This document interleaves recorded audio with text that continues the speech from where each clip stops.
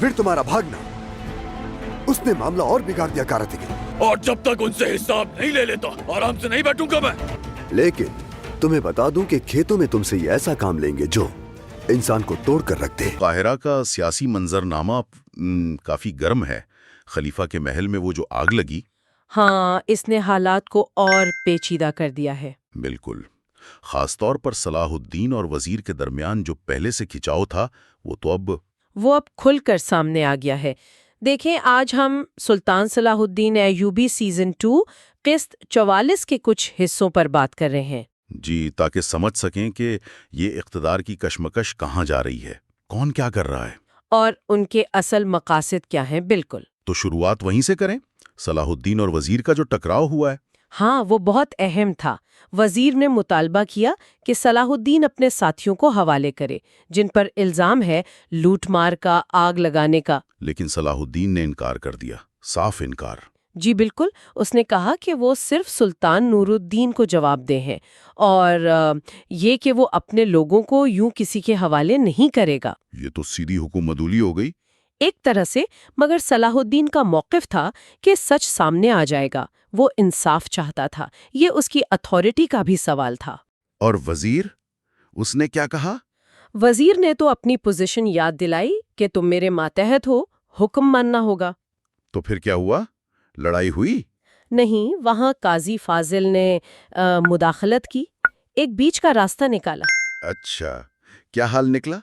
यही कि सलाहुद्दीन के साथियों को वक्ती तौर पर वजीर के महल में ही नजरबंद रखा जाएगा तहकीकात तक। और सलाहुद्दीन मान गया? इस शर्त पर कि फैसला इंसाफ से होगा। तो हाँ, फिलहाल ये मामला टल गया है, मगर ये सिर्फ वक्ती है। ये तो वो है जो सामने हो रहा है, लेकिन पसपर्दा भी तो बहुत कुछ चल रहा है। राकिब का किरदार बहुत सरगर्म लग रहा है। राकिब तो इस सूरत हाल का पूरा फायदा उठा रहा है। वो एक तो बाहर राब्ते बना रहा है, शहंशाह मालरिक को पैगाम भेजा उसने, यानी सुलेबियों से? जी, और अंदरूने खाना वो अफवाहें फैला रहा है। कैसी अफवाहें? यही कि वजीर के सिपाही काबू से बाहर हो गए थे, महल में घुसे और नाकामी पर आग लगा दी। अच्छा, मकसद क्या है उसका? वजीर को बदनाम करना? वजीर को भी और बिलावास्ता तौर पर सलाहुद्दीन को भी। मतलब अवाम में दोनों की साख खराब हो, ये एक चाल है। और ये जो बदवियों को शहर में लाकर बसाने की बात है, ये क्या चक्कर है? ये रागिब की एक और चाल है। निज़ार के भेजे हुए लोग हैं, उन्हें शहर में बसाया जा रहा है। क्यों? बज़ाहिर तो यही लगेगा कि ये बेचारे पनाह गज़ीन हैं, सुलेबियों से बचकर आए हैं, लेकिन असल मंसूबा इन्हें बाद में इस्तेमाल करना? बिल्कुल, ज़रूरत पड़ने पर शहर में बदआमनी फैलाने के लिए। ये एक तरह का टाइम बॉम्ब है। खतरनाक।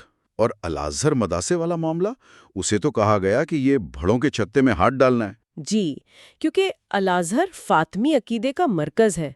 वहाँ निज़ाम बदलना, इससे सलाहुद्दीन के खिलाफ मजहबी मुखालफत भड़क सकती है। तो रागिब जानबूझकर सलाहुद्दीन के लिए मुश्किलात खड़ी कर रहा है। हाँ, वो खलीफा को ये दिखाना चाहता है कि मैं ही सबसे काबिल हूँ, ज़हीन हूँ, वफादार हूँ, यानी अगला वजीर मैं बनूं। इख्तिदार की जंग। इसी दौरान शुमाल से सुल्तान नूरुद्दीन ने भी एक बड़ा हुक्म भेजा है। हाँ, और ये बहुत बड़ा फैसला है, मिस्र की तारीख बदलने वाला। क्या हुक्म है?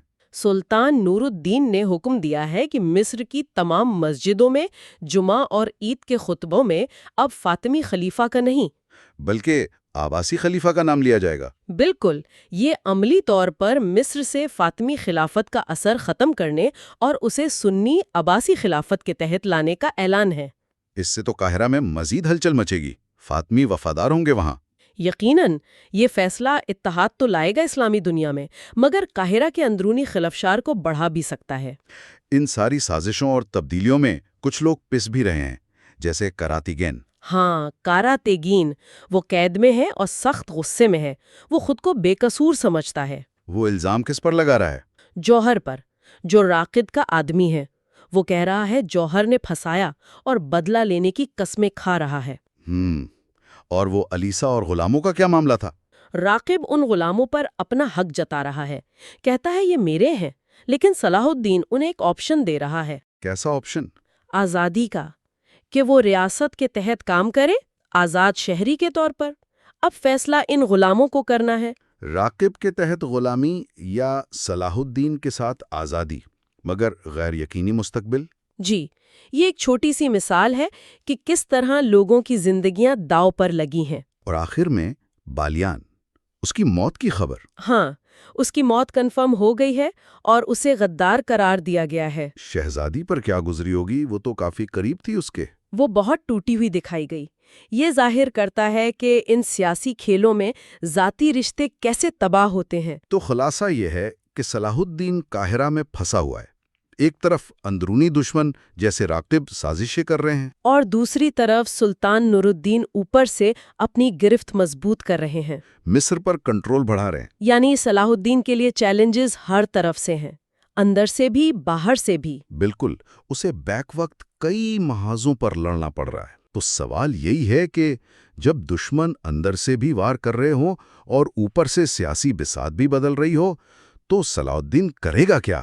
ہاں، کیا وہ ان سازشوں کو بے نقاب کر پائے گا، انصاف کر پائے گا، یا یہ اقتدار کی جنگ اسے ہی لے ڈوبے گی؟ یہ دیکھنا ہوگا۔